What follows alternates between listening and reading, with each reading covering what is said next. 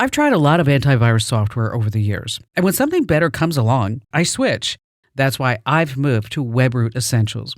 WebRoot Essentials is a cloud-based AI-powered antivirus app that was designed to evolve with today's threats. It's fast, lightweight protection that works across all my devices without slowing me down. If you need another reason to switch, get this. WebRoot Essentials recently ranked #1 in independent Passmark performance studies against 9 other brands, like Norton, McAfee, and even Microsoft Defender. The study found that WebRoot Essentials scans 6 times faster, uses far less memory, and takes up 33% less space on your computer. I've seen the difference WebRoot has made for my devices, and now you can too.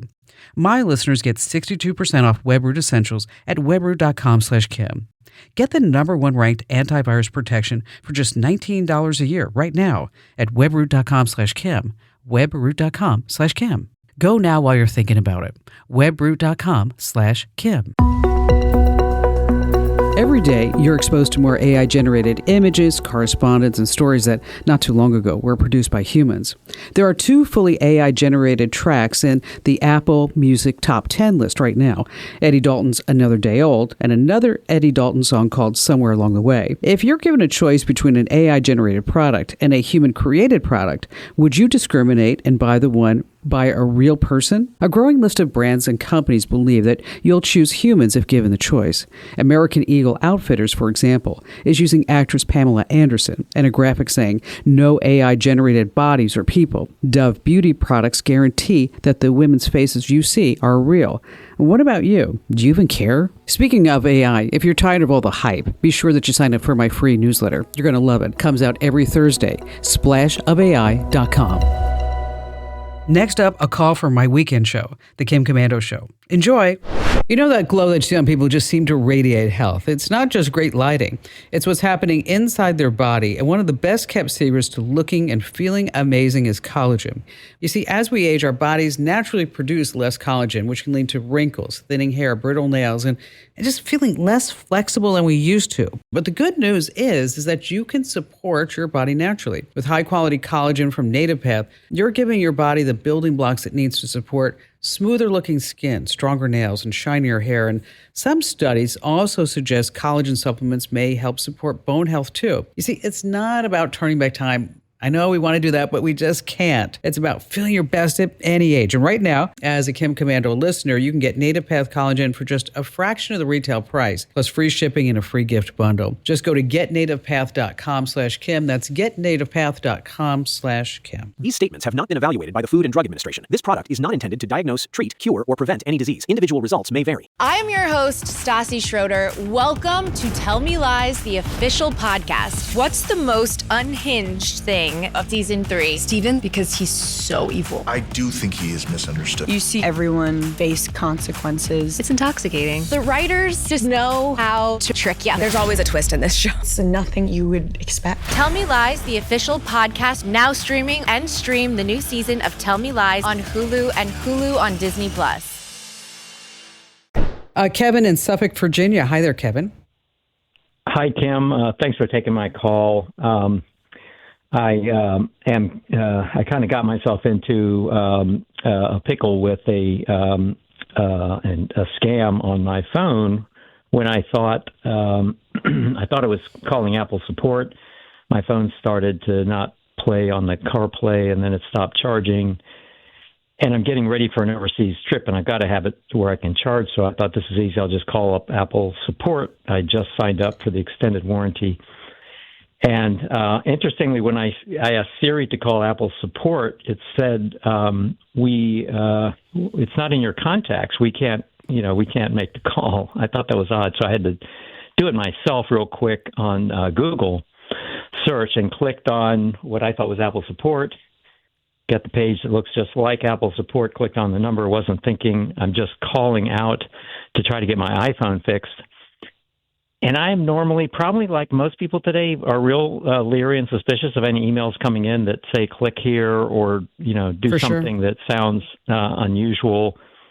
But this was a bear trap that I jumped into that I didn't really realize I was doing it at the time. And this person was so smooth, sounded, just like Apple would, and the rabbit hole briefly was that, oh, yeah, this is a known problem. There could be a virus on your phone. Let's share screens and we'll look into it. And then that quickly went into, oh, somebody's trying to hack into your account. And I have never had a tech support person know the screen so well, because I've called Apple support for things before and thought, wow, this guy is really good. He knows every single screen to quickly have me go here, there. And before I knew it, it was like 45 minutes. So when I finally figured it out, I cut it off, called out the real Apple support now that I had my desktop open, because the iPhone is really so convenient and easy. It can really, you can miss this. So canceled the gift card they had me buy and send them a screenshot of. They had not redeemed it yet. And changed my Apple ID. Oh, you know and what? then I You realized, are smarter than this. Oh, come on. You bought a gift card. Oh. well, so they it was like a micro deposit. They did all the steps, as I found out later last week, changing accounts. They did all the things that agencies do. They send a micro deposit in your account to make sure it's connected, and then they were using all the same language and the same movements. It was very smooth, but I just started with the wrong people. And I didn't pick it up then. I eventually picked it up, thankfully, probably because my wife was doing the hoppy hoppy dance in the background by that time. But as I thought about it later, they had access to my iPhone for 45 minutes through a screen share, and the app was called Epirius Remote. And as I looked into that app, it's a two-way app, which means they can write and read at the same time. For sure. But then, as I thought about it more, and then I heard your listening to your show last week when you mentioned about this woman who'd had some brain tumor and couldn't speak anymore, and with a 15-second clip, was able to recreate her voice through a keyboard, but nonetheless order something from Starbucks. It sounded like she was sitting in the car. That was amazing to me. I mean, she had a brain tumor. Lost her voice. Yeah. It took 15 seconds of her voice off of her social media and then recreated her voice. So now she can go to Starbucks and she can order through the drive-thru. And that is so fantastic and wonderful, but it terrifies me because they didn't have 15 seconds of my voice. They had 45 minutes of my voice. And all the institutions of higher banking now, your voice is your password. And for calling in, so they can get in with. So here's my question and my fear, and Apple assures me it's not there yet, but I'm wondering about that, especially in. So, are you worried about your voice being used to hack into your bank account?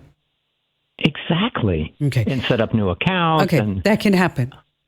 There was an experiment done, I believe, by Vice, where, with just a few seconds of recorded audio, this reporter was able to successfully log into his bank account using an app and using his voice, and then fooled the bank's verification system.